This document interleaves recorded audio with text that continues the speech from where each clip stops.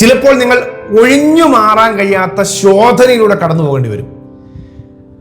ഒഴിഞ്ഞു മാറാൻ പറ്റാത്ത ചില ശോധനകൾ, എങ്ങനെ ചിന്തിച്ചിട്ടും അത് ഇനി ഞാൻ ഒഴിഞ്ഞു പോയില്ലല്ലോ എന്ന് ചിന്തിക്കുന്ന ചില ശോധനകളിലൂടെ നിങ്ങൾ കടന്നു പോകേണ്ടി വരും. അതിൽ ഇന്ന് പരിശുദ്ധാത്മാവ് പറയുന്നു, ഒഴിഞ്ഞു മാറാൻ കഴിയാത്ത ശോധനയ്ക്കകത്ത് ദൈവം ഒരിക്കലും ഒഴിഞ്ഞു മാറുന്നില്ല. ദൈവം മാറുന്നില്ല. ഹല്ലേലൂയ. ആ ശോധനയ്ക്കകത്ത്, കഠിന ശോധനയ്ക്കകത്തും ദൈവം നിങ്ങളോട് കൂടെ ഉണ്ട്. ഈ ഒരു ദൂത് നിങ്ങളോട് പറയുമ്പോൾ ഒരുപാട് പേര് വളരെയധികം തളർന്നിരിക്കുകയാണ്. ശോധനകൾ വർദ്ധിച്ചു വന്നിട്ട് പ്രശ്നങ്ങൾ കൺട്രോൾ ചെയ്യാൻ കഴിയുന്നതിനോ അപ്പുറമായിട്ട് എങ്ങോട്ട് പോകും, ആരോട് പറയും, എവിടെ നിന്ന് പരിഹരിക്കും എന്ന് അറിയാതെ മാനസികമായി തകർന്നിരിക്കുന്ന ഒരുപാട് പേരുണ്ട്.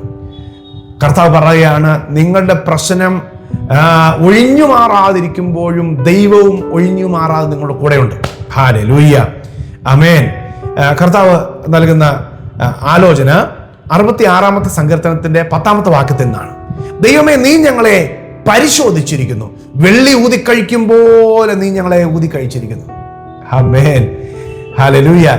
ഒരു ലോഹം ഊതിക്കഴിക്കുമ്പോൾ ഒരിക്കലും ആ തീയുടെ നടുക്കുന്ന ലോഹം മാറ്റുകയില്ല. അത് അഥവാ ആ ലോഹം തീയുടെ സൈഡിലോട്ട് പോയാൽ ഉടനെ ഒരു കുടിലുകൊണ്ട് നടുക്കോട്ട് തള്ളി ഇടാറുണ്ട്. ചില കാര്യങ്ങളൊക്കെ നമ്മൾ ഒഴിഞ്ഞു മാറുമ്പോൾ വീണ്ടും അതിനകത്തോട്ട് ഇടുന്നതിനറിയാമോ, അത് വലിയ ശോഭയുള്ളതായി പുറത്തു വരാൻ വേണ്ടിയാ. പ്രിയമുള്ളവരെ, അങ്ങനത്തെ ശോധനയെ കൂടെ കടന്നു പോകുന്നവരുണ്ടോ? ഉണ്ട്. അങ്ങനത്തെ ശോധനയോടെ കടന്നു പോകുന്നവർ മാത്രമേ പൊന്നുപോലെ പുറത്തു വരുന്നുള്ളൂ. അല്ലെങ്കിൽ വെള്ളി ശോഭിക്കുന്നത് പോലെ ശോഭിക്കുകയുള്ളൂ. നമ്മൾ പുറമേ കാണുമ്പോൾ ഇന്ന് പല ആളുകളും ഷൈൻ ചെയ്യുന്നു, അവർ അത് വാങ്ങിക്കുന്നു, ഇത് വാങ്ങിക്കുന്നു, അങ്ങനെ പോകുന്നു. പക്ഷെ അവർ കടന്നുപോയ ശോധനയെക്കുറിച്ച് നമുക്ക് അറിയില്ല. ഞാൻ ഉറപ്പായി പറയാം, നിങ്ങൾ കടന്നു പോകുന്ന ശോധനയാണ് നിങ്ങളുടെ ശോഭയുടെ മാറ്റുകൂട്ടുന്നത്. ഹല്ലേലൂയ, ആമേൻ. പത്രോസ് അപ്പോസ്തലൻ പറയുന്നത് 1 പത്രോസ് 1:7, അഴിഞ്ഞു പോകുന്നതും തീയിൽ ശോധന കഴിക്കുന്ന പൊന്നിനേക്കാൾ നിങ്ങളുടെ വിശ്വാസത്തിന്റെ പരിശോധന വിലയേറിയതാണ്. അപ്പൊ പൊന്നിനാണല്ലോ ഏറ്റവും കൂടുതൽ ശോധന, ഏറ്റവും ശോഭയുള്ളതും പൊന്നാണല്ലോ. എന്നാൽ അതിലും വലിയ ശോധനയാണ് ക്രിസ്തീയ ജീവിതം നയിക്കുന്ന നമുക്കുള്ളത്. പൊന്ന് അഴിഞ്ഞു പോകുന്നതാണ്, എന്നാൽ വിശ്വാസത്തിന്റെ പരിശോധന വിലയേറിയതാണെന്ന് യേശുക്രിസ്തുവിന്റെ പ്രത്യക്ഷതയിൽ തേജസ്സിനും മാനത്തിനുമായി കാണുവാൻ ഇടവരും. അതുകൊണ്ട് പരിശോധന നഷ്ടമല്ല, കർത്താവ് കൂടെയുണ്ട്. ഇസ്രായേൽ കടന്നുപോയ വലിയ ശോധന, ഏകദേശം 200-ലധികം വർഷം ഇസ്രായേൽ ഈജിപ്തിൽ കടന്നുപോയ ശോധനയുടെ ഒരു ചിത്രം ഹോരേബ് പർവ്വതത്തിൽ ദൈവം കാണിച്ചു കൊടുത്ത് എങ്ങനെയാണെന്നറിയാമോ? ഹോരേബ് പർവ്വതത്തിന്റെ മുകളിൽ വലിയ തീ ഒരു മരം നിന്ന് കത്തുന്നു. പക്ഷെ അതിന്റെ നടുവിൽ നോക്കിയപ്പോൾ ആ മരം, ആ തീയുടെ നടുവിൽ നിൽക്കുമ്പോൾ തീയുടെ ആ ജ്വാല കൊണ്ട് ആ മരം കരിയുന്നില്ല, വെന്തു പോകുന്നില്ല, പച്ചയായിട്ട് തന്നെ നിൽക്കുന്നു. അപ്പൊ തീയുണ്ടോ? തീയുണ്ട്. എന്നാൽ ഇനി അടുത്ത കാര്യം കേട്ടോണം, ആ തീയുടെ നടുവിൽ നിൽക്കുന്ന മരത്തിന്റെ ആ ഭാഗത്ത് തന്നെ യഹോവ നിന്നുകൊണ്ട് മോശയോട് സംസാരിക്കുക. പുറപ്പാട് പുസ്തകം 3-ാം അധ്യായം. അപ്പൊ അതിന്റെ അർത്ഥം, ഇത്ര വലിയ ശോധനയ്ക്കകത്തും നിങ്ങൾ നശിച്ചു പോകാൻ ദൈവം സമ്മതിക്കുന്നില്ല. 2, ആ തീ ശോധനയുടെ നടുവിലും നിങ്ങൾ നിൽക്കുന്ന എവിടെയാണോ നിൽക്കുന്നത് അവിടെ ദൈവവും നിന്ന് സംസാരിക്കുന്നുണ്ട്. ആമേൻ. ദൈവം ശോധനകളുടെ നടുവിൽ ഇറങ്ങി വരുന്നു. ഹല്ലേലൂയ. അത് മാറിപ്പോകുന്നില്ല. ശോധന ഒഴിഞ്ഞു മാറാതെ, പ്രതിസന്ധി ഒഴിഞ്ഞു മാറാതെ ദൈവം നമ്മളെ അതിലൂടെ കടത്തിവിടുമ്പോൾ തന്നെ ദൈവവും അങ്ങ് കൂടെ നിൽക്കുക. ഹല്ലേലൂയ. ദൈവം കടത്തിവിട്ട ശോധനയ്ക്കകത്ത് ആരെയും ദൈവം കൈ ഒഴിയുന്നില്ല, ആരെയും ദൈവം വിട്ടുകളയുന്നില്ല. എത്ര വലിയ പരിശോധനയാ! ഇയ്യോബ് ഭയങ്കര പരിശോധനകൾ കടന്നുപോയി. ആ പരിശോധനയ്ക്കകത്ത് യഹോവയെ ദൈവം ചുഴലിക്കാറ്റിൽ അവന്റെ മുമ്പിലേക്ക് ഇറങ്ങി വന്നു, ആ തീവ്രതയ്ക്കകത്തേക്ക് ഇറങ്ങി വന്നു, അവനെ വിടുവിച്ചെടുക്കുന്നു. അപ്പോൾ ആ പരിശോധനയിൽ ദൈവം ഇറങ്ങി വരും.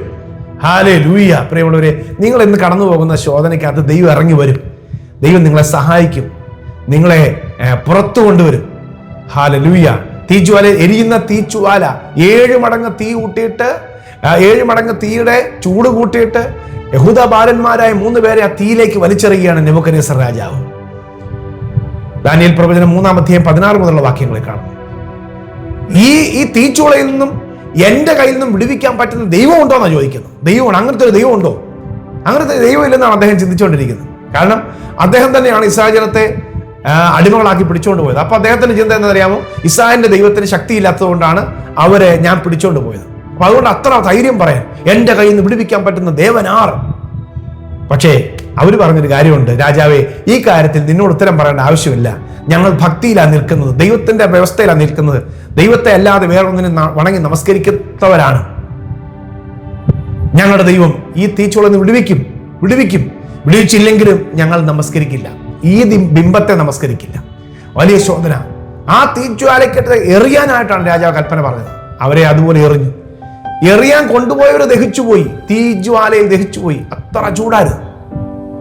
പക്ഷെ അല്പസമയം കഴിഞ്ഞപ്പോൾ ആ 3 യൗവനക്കാരും കെട്ട് അഴിഞ്ഞവരായി തീയിലൂടെ നടക്കുന്ന കാഴ്ച, 4മതൊരാൾ അവരുടെ നടുവിൽ നിൽക്കുന്ന ഒരു കാഴ്ച ഈ രാജാവ് കാണുകയാണ്. ഹല്ലേലൂയ. ഒടുവിൽ വിളിച്ചു പറയുകയാണ്, ആ ബാലൻ അവരുടെ പേര് വിളിച്ചു പറയാ, നിങ്ങൾ പുറത്തു വരിക. അവർ പുറത്തു വന്നപ്പോൾ 4മത്തെ ആളില്ല, 3 പേര്. അദ്ദേഹത്തെ തീയുടെ മണം പോലും വീശിയിട്ടില്ല. എങ്ങനെയാണ്? അതെ, തീജ്വാലയിലൂടെ കടന്നു പോകുമ്പോഴും ഞാൻ നിന്നെ കൈവിടുകയില്ല, അഗ്നിജ്വാല നിന്നെ ദഹിപ്പിക്കുകയില്ലെന്ന് കർത്താവ് പറഞ്ഞിട്ടുണ്ടെങ്കിൽ അതാണ് സംഭവിച്ചത് അവിടെ. ഹല്ലേലൂയ. പ്രിയമുള്ളവരെ, നമ്മുടെ ദൈവം പ്രതിസന്ധി നമ്മളെ കൈവിടത്തില്ല, പ്രതിസന്ധിയിൽ നിന്ന് ഒഴിവാക്കത്തൊന്നുമില്ല. ആ പ്രതിസന്ധിക്ക് അകത്തിറങ്ങി വന്ന് നമ്മളെ, ആ ശോധനയ്ക്കകത്ത് നമ്മളെ കടത്തിക്കൊണ്ടുപോയി നമ്മളെ വിടുവിക്കുന്ന ഒരു ദൈവമാണ്. ഹല്ലേലൂയ. അതുകൊണ്ട് ചില പ്രശ്നങ്ങൾ മാറാത്തതായിരിക്കാം, ഒഴിഞ്ഞു മാറാത്തതായിരിക്കാം, പക്ഷെ സാന്നിധ്യം മാറത്തില്ല. അവിടെ നിലവിളിക്കേണ്ട, നിരാശപ്പെടേണ്ട.